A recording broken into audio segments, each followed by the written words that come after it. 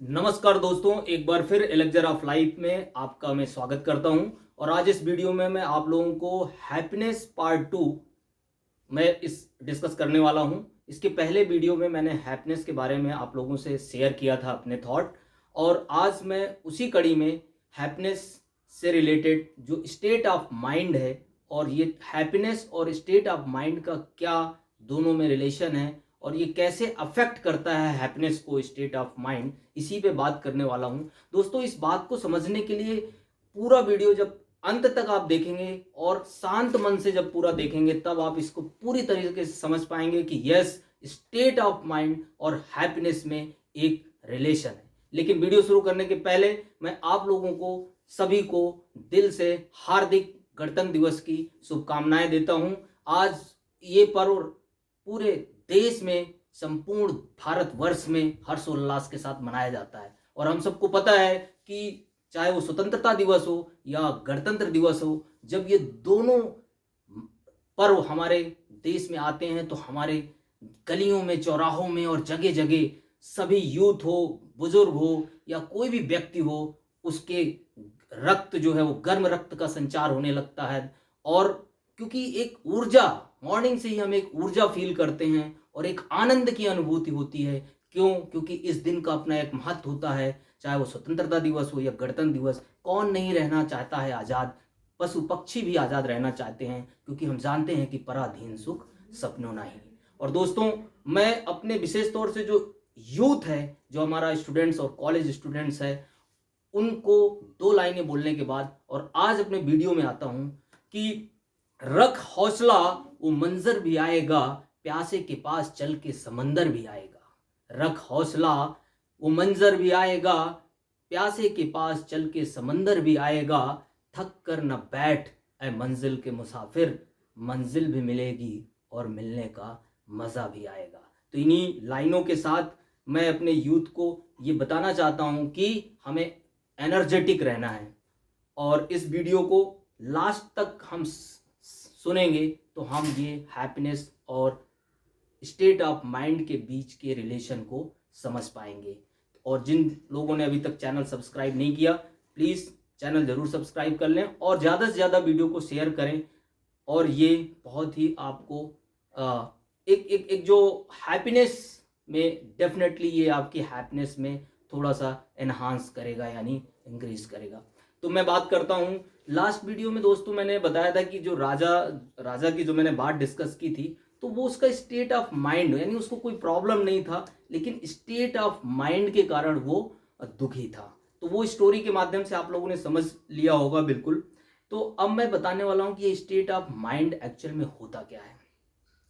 जब भी कोई हमारे मन के विपरीत कोई भी चीज़ होती है, तो डेफिनेटली हमारे माइंड में एक क्रिया होती है और उसकी एक प्रतिक्रिया होती है। उसी से हमारे माइंड की जो दशा चेंज हो जाती है और जो हमारी सोचने की जो दिशा है वो भी ऑटोमेटिकली चेंज हो जाती है। तो इसका मतलब ये नहीं है कि हमारे जीवन में कभी भी विपरीत या प्रतिकूल परिस्थिति आएगी नहीं। यस दोस्तों, प्रतिकूल परिस्थितियां प्रतिदिन आएंगी, लेकिन एबिलिटी ये है कि फिर से वो हम आनंद में रहने वाली स्टेट में कैसे हम आ पाते हैं। कि जैसे एक एग्जाम्पल से समझ सकते हैं, बहुत एक छोटा सा बच्चा होता है, उसके मन की बात जब नहीं होती तो रोता है, और उसके बाद थोड़ी देर बाद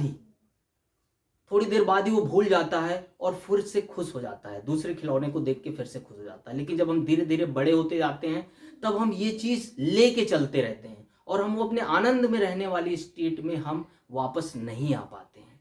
तो स्टेट ऑफ माइंड, यानी ये जो जो हमारा स्टेट ऑफ माइंड है, ये ही हमें हैप्पीनेस डायरेक्ट डायरेक्ट जो है, स्टेट ऑफ माइंड जो है, ये हमें हैप्पीनेस देता है। यदि हम उस स्टेट ऑफ माइंड में कितनी जल्दी से पहुंचते हैं जिसमें हम हैप्पीनेस फील करते हैं, तो डेफिनेटली हम ज़्यादा टाइम तक हैप्पी रह सकते हैं। एक स्टोरी के माध्यम से मैं इसको समझाना चाहूँगा कि एक पिता और पुत्र जो है वो दोनों बाज़ार जाते हैं, और बाज़ार में सब्जियां खरीदने जब पहुंचते हैं, तो जो एक व्यक्ति उनको मिलता है जो थोड़ा सा अभद्र तरीके से व्यवहार करता है, तो बार बार उस पुत्र को उसको बहुत गुस्सा आता है।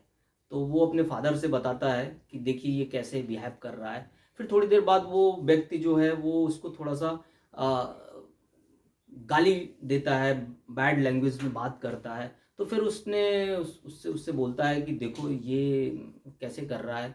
तो पिताजी ने उसको बोला देखो अभी तुम टमाटर लेने आए थे, तुम सब्जियां लेने आए थे, आ जाओ अपन आगे चलते हैं, और वो अनसुना कर देते हैं।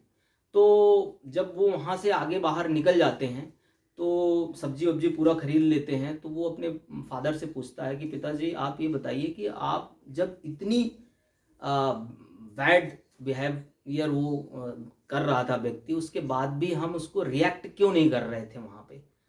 तो जो पिता ने उसने बताया कि बेटा ये पूरा दुनिया एक बाजार है, जो चीज जिसके पास है वो उसको बेच रहा है। जैसे कि आप टमाटर वाला है तो वो टमाटर ही बेच रहा है, यदि उसके पास आलू नहीं है तो आप उससे आलू नहीं खरीद सकते हैं।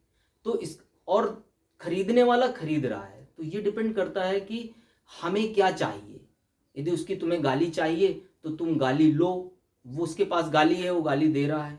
तो उसका पुत्र समझ गया कि यस, यानी इसका मतलब ये है कि ये जो थॉट प्रोसेस है ये आसान नहीं है, ये बहुत टफ है, ये धीरे धीरे करके आता है, लेकिन वो रिएक्ट करता है। लेकिन उसके लिए मैंने पहले बताया है कि जब हमारी कोई चीज प्रतिकूल होता है तो उसके बाद हम फिर से अपने आनंद में रहने वाली स्टेट में कैसे आते हैं, ये साइंस भी हमें बताता है। एक्चुअल में साइंस में हमने इसको सीखा है कि जो फिजिक्स में यदि आप विशेष तौर से देखें कि जब भी किसी मटेरियल में हम कोई सपोज मान लीजिए पानी है और पानी में हमने थोड़ा सा हीट प्रोवाइड की, तो वो क्या करेगा, जैसे ही हमने उसको हीट प्रोवाइड करेंगे तो वो अपनी स्टेट यानी उसका जो टेम्परेचर चेंज हो जाएगा, तो हम बोलेंगे प्रोसेस हो गई। उसी तरह मनुष्य का भी जो मस्तिष्क है उसमें यदि हमने उसको उसको चुटकुला सुना दिया तो वो हंसने लगेगा, और यदि हमने उसको थप्पड़ मार दिया तो उसके माइंड में थोड़ा सा रिएक्शन हो जाएगा और दुखी हो जाएगा।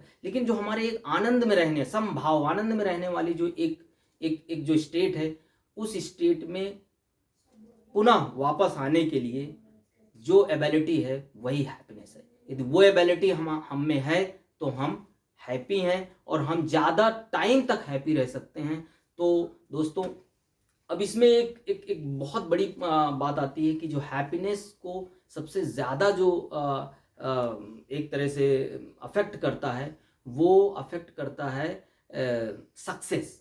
यानी जो हमारा यूथ है, जो हमारा स्टूडेंट्स है, जो हमारा कॉलेज गोइंग स्टूडेंट्स है, वो एक कैरियर और सक्सेस को लेके बहुत ज़्यादा चिंतित रहते हैं। चिंतित रहना भी चाहिए और उस पर वर्क करना चाहिए, लेकिन ये हमारे स्टेट ऑफ माइंड को डेफिनेटली अफेक्ट करता है। तो दोस्तों नेक्स्ट जो मेरा वीडियो है वो इसी स्टेट ऑफ माइंड से रिलेटेड जो सक्सेस है, सक्सेस पे मैं बात करने वाला हूँ।